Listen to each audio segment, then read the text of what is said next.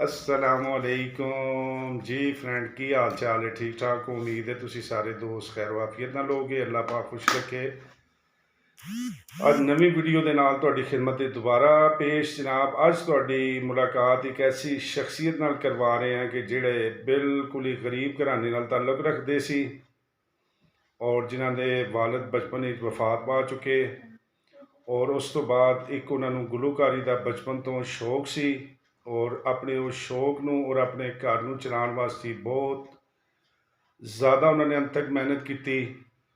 और अज का वीलॉग बनाने की जनाबे अली साडे जिहड़े गुलूकार ने, एक आज़ाद कश्मीर की मारूफ गुलूकार जिन्हां दी एक वीडियो ने पूरे कश्मीर विच जनाबे अली उन्होंने पॉपूलर कर दिता।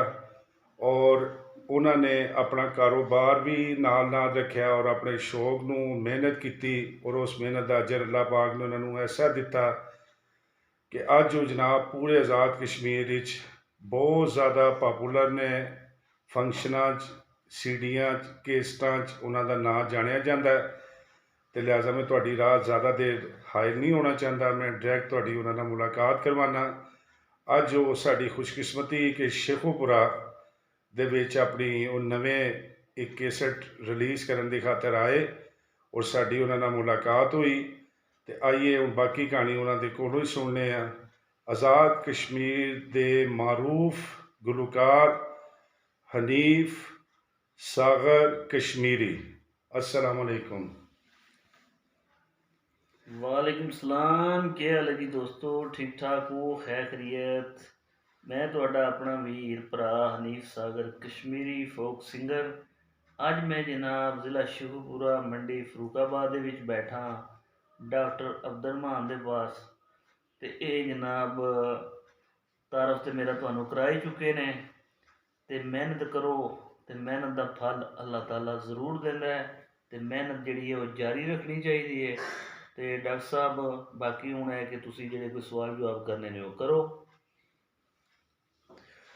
जी नीम साहब, सब तो पहले तो तुसी सानू ये दसो कि तुहानू ये शौक कदों दा सी और किस तरीके नाल तुसी अपना शौक भी पूरा किया, तुसी कारोबार भी चलाए, तुसी अपने बच्चों की रोजी रोटी का भी किया। और अज के दौर दे विच यह बहुत महंगा तरीन शौक है और इस शौक के नाल नाल अपने घरेलू निज़ाम नूं भी चलाना और अपना शौक भी पूरा करना, ये बारे दसो। ये तो डॉक्टर साहब शौक नहीं होंदा, एक इश्क होंदा है। कोई भी किसी भी चीज़ जदों तुसी लगाओ इश्क नहीं रखोगे तो जिंदगी दे विच कदी कामयाब नहीं होवोगे। तो मैनू ये जिहड़ा गाउण दा, ये कलाम पढ़न दा, नातां पढ़न दा, क्योंकि स्कूल दौर च मैं दुआ पढ़ना सा स्कूल दे विच प्रॉपर कोई 6 साल पढ़ी।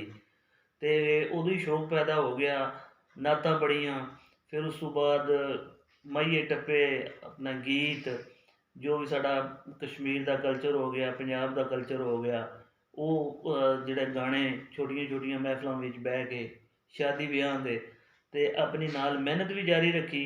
और मेहनत नाल करदियां करदियां जनाब जिथे मौका मिलिया, टाइम मिलिया, अपने गीत फिर स्टूडियो रिकॉर्ड कराने शुरू कर ले। अज अल्हम्दुलिल्लाह अल्लाह ताला मैनू पूरे वर्ल्ड ते बहुत एक शोहरत बेपनाह इज्जत नाल नवाजिया मैनू। अच्छा सागर साहब, गाने तो हर गुलूकार बेशुमार गाता है और बहुत ज़्यादा जनाब उसकी कोशिश होंदी है, लेकिन एक अद्धा ऐसा गाना होंदा जिहड़ा बंदे नूं शोहरत की बुलंदियां ते पहुंचा दिंदा है। और तुहाडा भी गाना ऐसा एक आज़ाद कश्मीरी चलिया जिन्हें तुहानूं शोहरत की बुलंदियां ते पहुंचाया। और तुसी माशाअल्लाह अज जिस तरह मैं दसिया कि करोड़ां दे विच खेडण लग गए, वो किहड़ा गाना सी? मैं चाहांगा कि तुसी अज मैनूं गुनगुना के दसो ताकि मेरे व्यूवर जिहड़े ने वो भी वेखण कि एक गाने की वीडियो वायरल होने तो बाद तुसी एकदम रूस से चले गए, वो किहड़ा गाना सी? ਜਿਹੜਾ ਗਾਣਾ ਤੇ ਮੇਰਾ ਕਸ਼ਮੀਰ ਦੇ ਵਿੱਚ ਪਪੂਲਰ ਹੋਇਆ, ਮੈਂ ਉਹਦੇ ਬੋਲ ਦੋ ਸੁਣਾਵਾਂਗਾ। ਉਸ ਤੋਂ ਬਾਅਦ ਆਪਣਾ ਪੰਜਾਬ ਦਾ ਜਿਹੜਾ ਕਲਚਰ ਹੈ ਇੱਕ ਦੋ ਬੋਲ ਉਹ ਵੀ ਸੁਣਾਵਾਂਗਾ। ਤੇ ਜਿਹੜਾ ਮੇਰਾ ਕਸ਼ਮੀਰ ਦੇ ਵਿੱਚ ਔਰ ਪਲੱਸ ਓਵਰਸੀ ਲੋਕਾਂ ਮੈਨੂੰ ਪਸੰਦ ਕੀਤਾ ਮੇਰੇ ਕਸ਼ਮੀਰ ਦੇ, ਉਹ ਇਹ ਸੀ ਕਿ ਅਸਾਂ ਕਸ਼ਮੀਰ ਦੇ ਨਵਾਬ ਸਜਣੋ, ਵੇ ਅਸਾਂ ਆ ਕਸ਼ਮੀਰ ਦੇ ਨਵਾਬ ਸਜਣੋ, ਸੱਚ ਕਹਿੰਦੇ ਸਰਕਾਰ ਅਸੀਂ ਯਾਰਾਂ ਦੇ ਆ ਯਾਰ, ਅਸੀਂ ਸੋਹਣਿਆਂ ਵੇ ਲੋਕਾਂ ਦੇ ਹਿਸਾਬ ਸਜਣੋ, ਵੇ ਅਸਾਂ ਕਸ਼ਮੀਰ ਦੇ ਨਵਾਬ ਸਜਣੋ। ਮਾਸ਼ਾਅੱਲਾ ਜੀ। ਦੇਖਿਆ ਜੀ, ਇਹ ਇੱਕ ਗਾਣਾ ਸੀ ਅਨੀਫ ਸਾਗਰ ਸਾਹਿਬ ਦਾ, ਜਿਨੇ ਇਹਨਾਂ ਨੂੰ ਅਰੂਜ ਦੀ ਬੁਲੰਦੀਆਂ ਤੇ ਪਹੁੰਚਾਇਆ, ਔਰ ਬਾਹਰ ਦੇ ਮਮਾਲਿਕ ਕਸ਼ਮੀਰ ਦੇ ਵਿੱਚ, ਔਰ ਕਸ਼ਮੀਰ ਤੋਂ ਜਨਾਬ ਇਸ ਬੰਦੇ ਨੂੰ ਇਤਨੀ ਸ਼ੋਹਰਤ ਮਿਲੀ ਕਿ ਇਹ ਬੰਦਾ ਕਰੋੜਾਂ 'ਚ ਆ ਗਿਆ।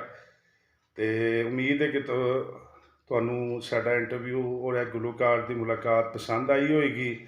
ਅਗਰ ਸਾਡਾ ਇੰਟਰਵਿਊ ਪਸੰਦ ਆਏ ਔਰ ਸਾਡੀ ਇਹ ਵੀਡੀਓ ਪਸੰਦ ਆਏ ਤਾਂ ਜ਼ਰੂਰ ਇਹਨੂੰ ਸ਼ੇਅਰ ਵੀ ਕਰਨਾ, ਲਾਈਕ ਵੀ ਕਰਨਾ, ਔਰ ਸਾਡਾ ਚੈਨਲ ਵੀ ਜ਼ਰੂਰ ਸਬਸਕ੍ਰਾਈਬ ਕਰਨਾ। ਤੇ ਮਜ਼ੀਦ ਤੁਹਾਨੂੰ ਇਸ ਤਰ੍ਹਾਂ ਦੀਆਂ ਵੀਡੀਓ ਅਸੀਂ ਦਿੰਦਾ ਰਹਾਂਗੇ। ਤੇ ਇਜਾਜ਼ਤ ਚਾਹੁੰਦੇ ਹਾਂ, ਨੈਕਸਟ ਵੀਡੀਓ ਦੇ ਨਾਲ ਤੁਹਾਡੇ ਨਾਲ ਦੁਬਾਰਾ ਮੁਲਾਕਾਤ ਹੋਏਗੀ। ਔਰ ਆਖਰ ਦੇ ਵਿੱਚ ਅਨੀਫ ਸਾਗਰ ਸਾਹਿਬ ਦਾ, ਕਿਉਂਕਿ ਈਦ ਵੀ ਕਰੀਬ ਆ ਰਹੀ ਹੈ, ਤੇ ਉਮੀਦ ਹੈ ਕਿ ਇਹਨਾਂ ਨੇ ਕੋਈ ਨਾ ਕੋਈ ਈਦ ਤੇ ਜ਼ਰੂਰ, ਹਰ ਗੁਲੂਕਾਰ ਦੀ ਕੋਸ਼ਿਸ਼ ਹੁੰਦੀ ਹੈ ਆਪਣਾ ਗਾਣਾ ਲਾਂਚ ਕਰਨ ਦੀ, ਤੇ ਇਹਨਾਂ ਅੱਗੇ ਇਹ ਵੀ ਗੁਜ਼ਾਰਿਸ਼ ਕਰਾਂਗਾ ਕਿ ਈਦ ਤੇ ਤੁਸੀਂ ਕੋਈ ਗਾਣਾ ਲਾਂਚ ਕਰ ਰਹੇ ਹੋ? ਜੀ ਬਿਲਕੁਲ, ਮੇਰੇ ਆ ਰਹੇ ਨੇ ਜਨਾਬ ਮਾਹੀਏ ਟੱਪੇ, ਆਪਣਾ ਪੰਜਾਬ ਦਾ ਕਲਚਰ। ਹੋ ਮਹਿੰਦੀ ਅੱਖਾਂ ਉੱਤੇ ਲਾਣੀ ਏ, ਈਦ ਤੇ ਤੋਲੇ ਨਾਲ ਟਿਕਟੋਕ ਬਣਾਣੀ ਏ, ਵੇ ਈਦ ਤੇ ਡੋਲੇ ਨਾਲ ਟਿਕਟੋਕ ਬਣਾਣੀ ਏ।